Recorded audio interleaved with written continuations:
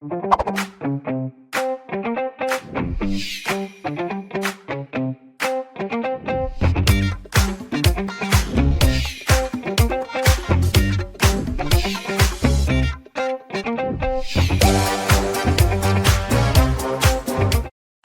you walk in with noisy shoes into a quiet hall full of people. How can you tell if the people are pleased or not? I bet you'll be able to tell through their body language, facial expressions, gestures, side talks, or even tone of voice. In this lesson, we will learn about context clues in reading. Context clues are hints readers use to deduce or identify the meanings of unfamiliar words and phrases in text. These clues can help discover ambiguity or difficult words and simplify them. When faced with difficult words whilst reading, do you abandon the book or skip the words? I bet you would want to figure out what those words mean by looking at the context of the sentences they are found in. Understanding context clues helps us comprehend our reading and answer questions correctly.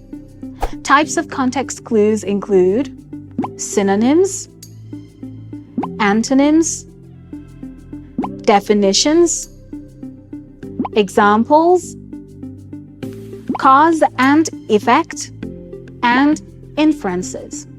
Each of these types has its own function and is used by the writer to drive home a point. Now let's break them down.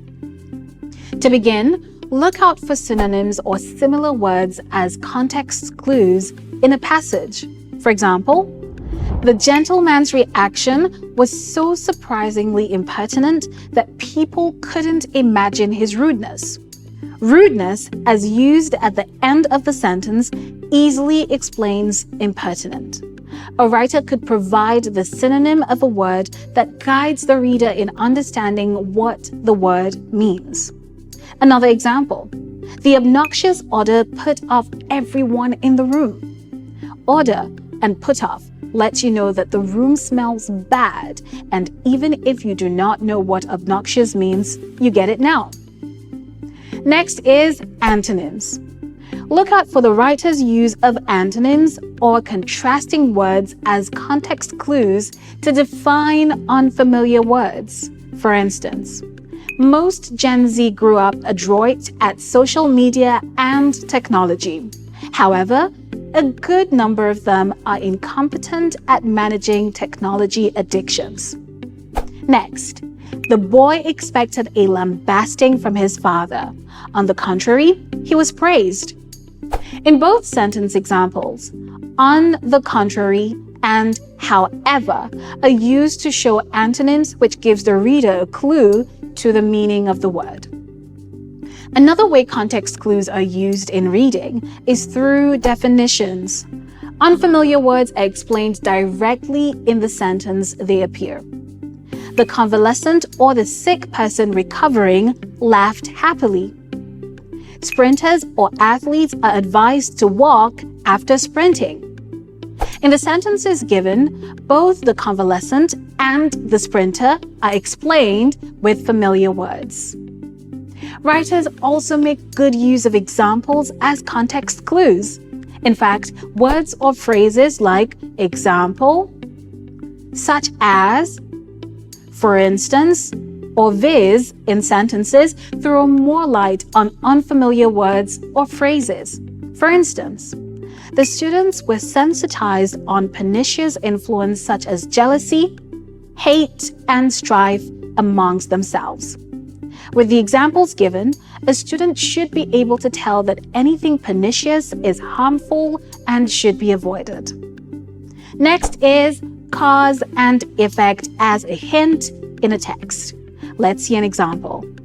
Mr. and Mrs. Kansime incessantly fed their child junk food. Therefore, it was not shocking when doctors confirmed he was obese.